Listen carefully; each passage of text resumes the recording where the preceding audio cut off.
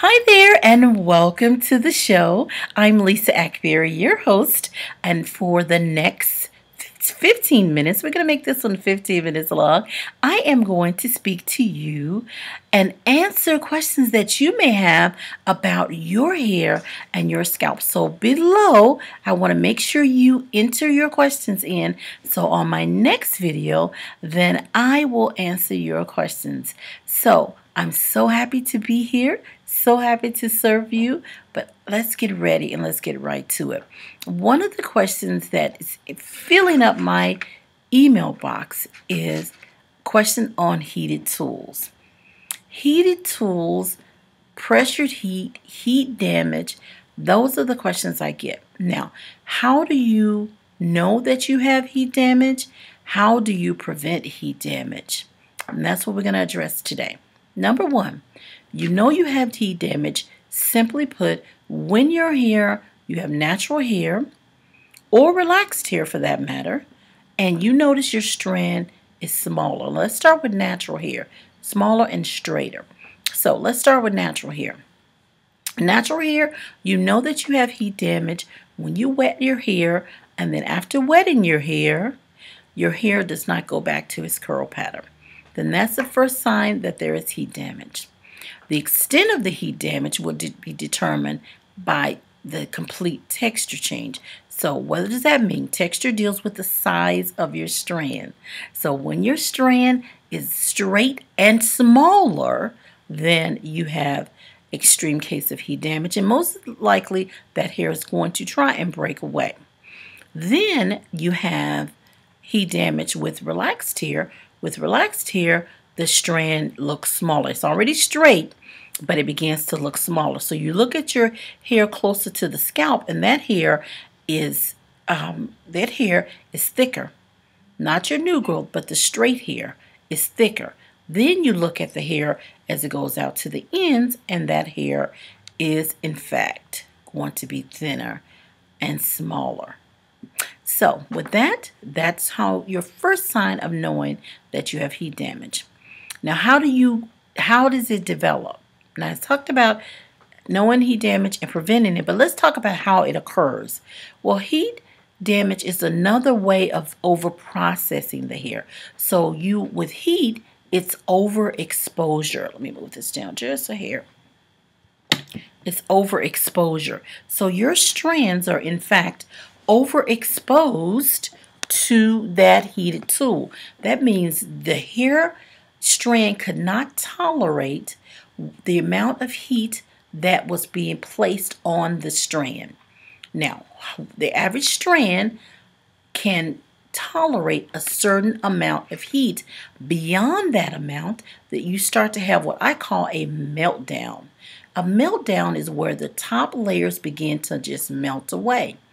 Your straight or kinkiness to your hair or your size of your strand is determined in your cortical fibers, which is the layer of hair right in the middle, the layer that holds the strength bonds, the chemical changes occur, and the size of your strand. So your structural changes occur within that layer.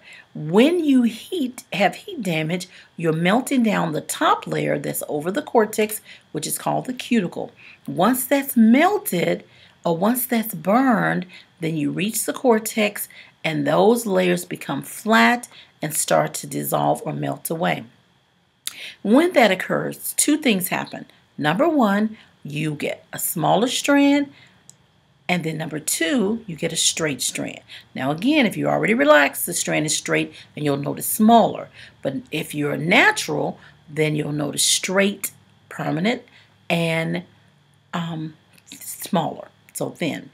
Now, with all that being said, you have to keep in mind that if you're going to prevent this heat damage, there's certain things you'll have to do. But let's go further with the heat damage. And how it happens.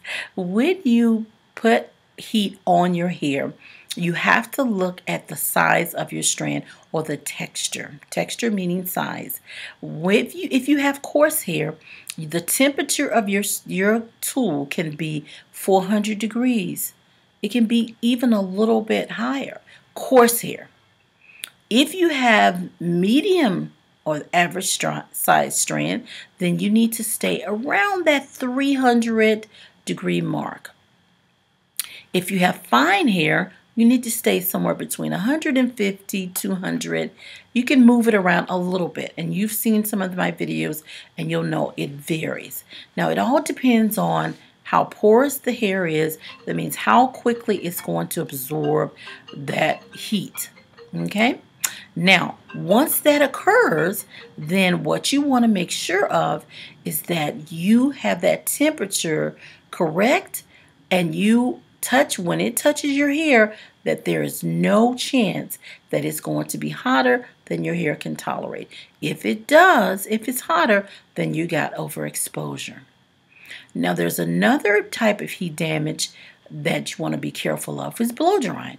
So often many will blow dry and hold the blow dryer to the strand, and what happens, from wet to dry, the hair strand literally boils in the cortical fibers. So you get this swelling along the hair shaft or strand, and then it creates these little weak points.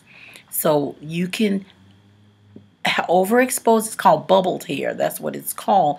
The term is termed, but really it's where your cortical fibers have become enlarged, and it causes these little weak points throughout your hair shaft.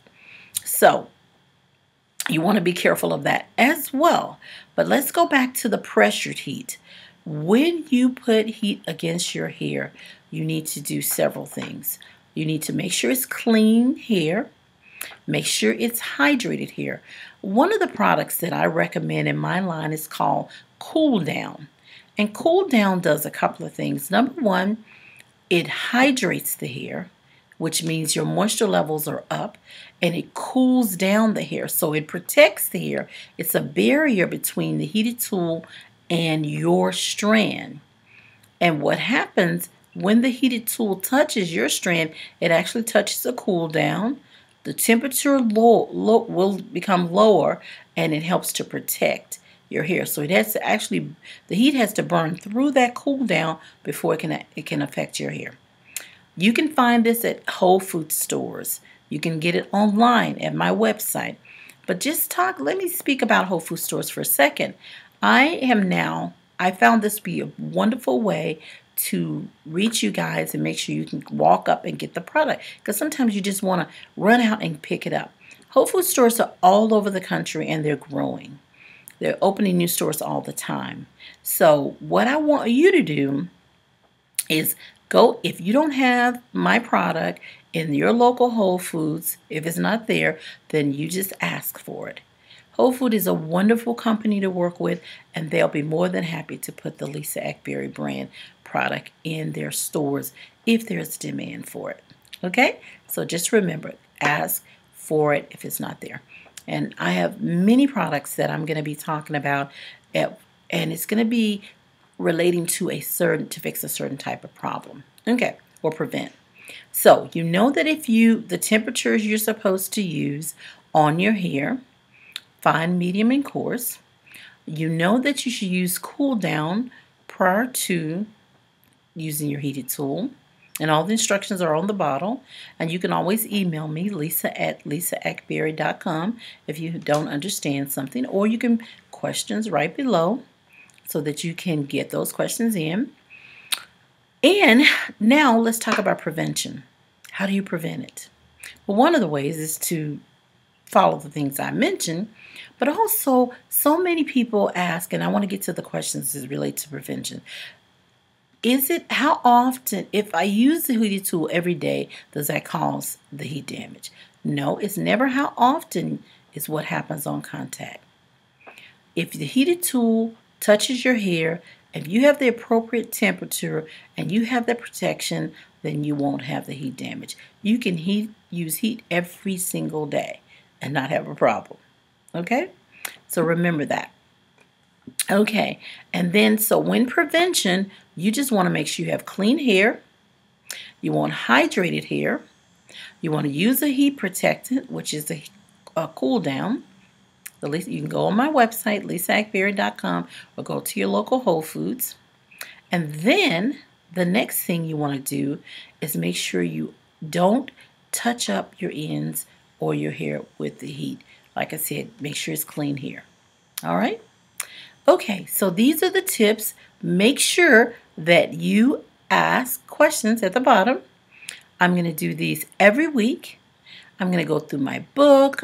I'm going to bring tools online, but this one was just to get that heated tool question in and make sure you have enough information so that you will know how to deal with your hair as it relates to heated tools, and you'll be able to enjoy your heated tools without burning your hair.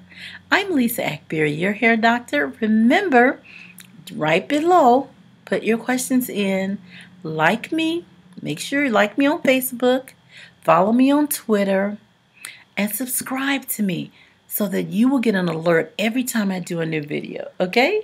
Thank you. To God be the glory in Jesus. I love you. And we'll talk real soon. Bye-bye.